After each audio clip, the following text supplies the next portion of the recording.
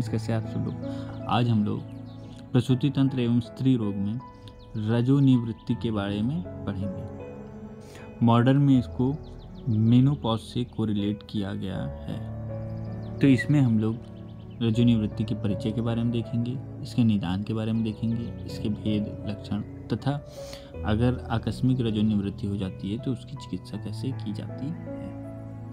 तो चलिए स्टार्ट करते हैं। वीडियो को पूरा देखने से पहले चैनल को सब्सक्राइब कर लें। तो देखते हैं सबसे पहले रजोनिवृत्ति का परिचय। तो रजोनिवृत्ति दो शब्दों से मिलकर बना है, रज और जिसका अर्थ होता है आर्तव तथा निवृत्ति मतलब बंद होना। ठीक है, तो आर्तव का आना या दिखना बंद हो जाता है तो उसे रजोनिवृत्ति कहते हैं। ठीक है, तो इसका जो ये श्लोक है ये इम्पोर्टेंट है, आप लोग याद कर लीजिए कि तद्वार्षाद द्वादशाद ऊर्ध्वम यति 50 क्षयम। मतलब ये जो श्लोक है ये सुश्रुत संहिता के सूत्र स्थान के 14वें अध्याय का 6ठा श्लोक है, जिसमें इन्होंने शोणित के बारे में बताया। ठीक है, जो शोणित वर्णीय अध्याय है। ठीक है, तो हम सभी जानते हैं कि कई आचार्यों ने जो सुश्रुत हैं उन्होंने रज को शोणित से भी रिलेट किया है, शोणित माना है। ठीक है, तो वहीं से श्लोक ये लिया गया है। ठीक है, तो इसका कहता क्या है कि रज का नाम का रक्त जो होता है, रज नाम का रक्त है, रजो दर्शन, वो 12 वर्ष की आयु के पश्चात प्रकट होकर 50 वर्ष की आयु में बंद हो जाता है। मतलब कि जो उन्होंने कहा है कि जो रज है वो 12 वर्ष से स्टार्ट होता है और 50 वर्ष की आयु में बंद हो जाता है। ठीक है, और 50 वर्ष की आयु में रज का ना दिखाई देना ही रजोनिवृत्ति कहलाता है। ठीक, तो जो 50 वर्ष की रज जो होता है वो 12 वर्ष की आयु से स्टार्ट होता है। ठीक है, रज का जो दिखना। ठीक है, और 50 वर्ष की आयु में बंद हो जाता है। और जब 50 वर्ष की आयु में बंद हो जाना जो रज का होता है उसे ही रजोनिवृत्ति कहते हैं। सुश्रुत ने एक जगह और वर्णन किया है इसका, जिसको परिभाषा के तौर पे हम लोग दे सकते हैं। ये श्लोक है, ये आप लोग याद करें, ये इंपॉर्टेंट श्लोक है। अगर आता है तो आप ये वाला श्लोक लिख सकें कि तद्वार्षाद द्वादशात काले वर्तमानम अस्त्रकम पुनः जरा पक्व शरीराणाम यति 50 क्षयम। मतलब कि आर्तव 12 वर्ष की अवस्था से शुरू होता है और वृद्धावस्था से शरीर शिथिल होने से 50 वर्ष की आयु में रुक जाता है। ठीक है, तो जो आर्तव है वो इतने वर्ष की अवस्था से शुरू होता है और वृद्धावस्था से शरीर शिथिल होने से 50 वर्ष की आयु में रुक जाता है। ठीक, तो इसे ही रजोनिवृत्ति कहा गया है। ठीक, अरुण दत्त ने इस पर टिप्पणी की, रजो दर्शन एवं रजोनिवृत्ति की आयु में आहार विहार एवं काल के अनुसार भिन्नता हो सकती है। अगर कोई पर्सन है उसके आहार विहार मतलब कि खाना पीना या रहन सहन में या फिर काल के अनुसार भी अगर उसमें चेंजेस आते हैं तो उसके रजोनिवृत्ति या रजो दर्शन में भिन्नता देखी जा सकती है। ठीक है, फिर देखते हैं इसके निदान। तो निदान क्या कहते हैं कि रजोनिवृत्ति स्वभावतः प्रवृत्त व्याधि है जो स्त्रियों में जरा अवस्था में होता है। ठीक, ये स्त्रियों में कब होता है? ये जरा अवस्था में होता है।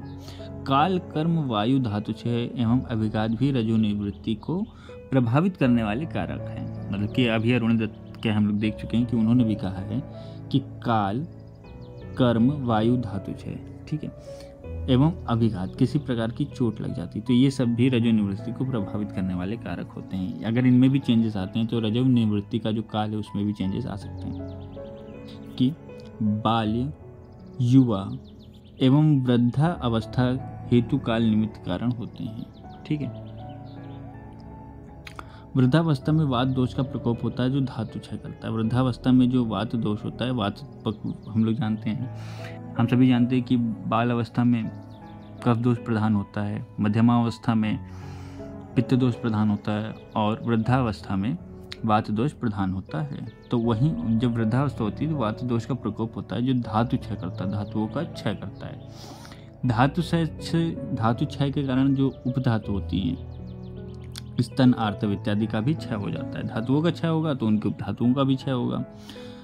तो जब इनका क्षय होगा तो जाहिर सी बात है कि स्तन आर्तव का भी क्षय होगा, तो स्तन और आर्तव मतलब कि जो ये भी दिखना बंद हो जाएंगे, उस समय भी रजोनिवृत्ति हो सकती है। और क्या है कि कर्म एवं अभिघात अकालज रजनिवृत्ति के कारण होते हैं। ठीक है, अगर कर्म है, उसके जो कर्मों में जो उसके कर्म हैं, अगर उसका आहार विहार कर्म उसके डिफरेंट है, नॉर्मल व्यक्ति से अलग हैं, या फिर अभिघात किसी प्रकार की चोट लग जाती है उसको, तो वो अकालज रजत निवृत्ति के कारण होते हैं। फिर देखते हैं भेद। तो भेद कालज होता है जो 50 वर्ष की अवस्था में होता है। ठीक है, ये नॉर्मल होता है।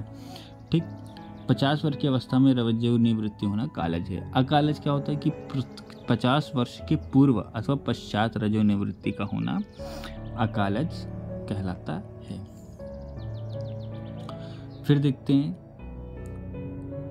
लक्षण के बारे में। तो वात दोष की वृद्धि, कफ दोष के क्षय तथा स्वाभाविक रूप से धातु क्षय होने पर रजो निवृत्ति के निम्नलिखित कारण उत्पन्न होते। तो इन्होंने बता दिया पहले कि वात दोष या तो वृद्ध हो रहा है, या तो कफ दोष का क्षय हो रहा है, ठीक है, या धातु क्षय हो रहा है स्वाभाविक रूप से, उसमें रजो का जो होता है वो दिखना बंद हो जाता है, जिसमें रजो निवृत्ति होती है। तो दोष के लक्षण क्या होते हैं? दोष के कारण जो होते हैं वात दोष के कारण कटिशूल, संधि वेदना, भ्रम, अनिद्रा, बल क्षय, रात्रि स्वेद, स्वेदाधिक, हृद्रवता, शिरशूल।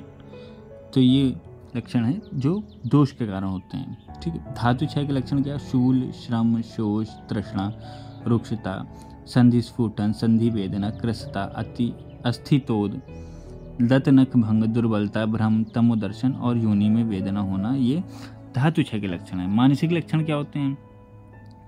क्रोध,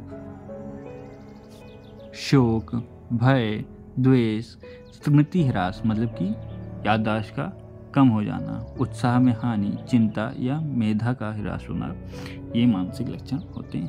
ठीक है, फिर उसके बाद देखते हैं चिकित्सा। अगर किसी महिला में, किसी स्त्री में अकालज रजो निवृत्ति होती है तो उसकी चिकित्सा क्या है कि रजो निवृत्ति की चिकित्सा हेतु वात दोष शामक एवं रसायन चिकित्सा का प्रयोग किया जाता है। तो क्या है कि कुछ यहाँ पे औषधियाँ हैं जिनका वर्णन है, जिनको आप रजो निवृत्ति में यूज़ कर सकते हैं, जैसे हरितकी, रासना, आमलकी, निर्गुंडी, मधुयष्टि, जटामानसी, शंखपुष्पी, ब्राह्मी, एला, मिश्रेया, परिजात, अश्वगंधा, वचा, शतावरी, शतपुष्प। तो इन औषधियों का प्रयोग आप कर सकते हैं। तो गाइस ये था रजो निवृत्ति के बारे में। ठीक है, इसमें मैंने आयुर्वेदिक पोर्शन कवर किया है। अभी कुछ ही दिनों में मैं मॉडर्न एस्पेक्ट भी इसका कवर करूँगा।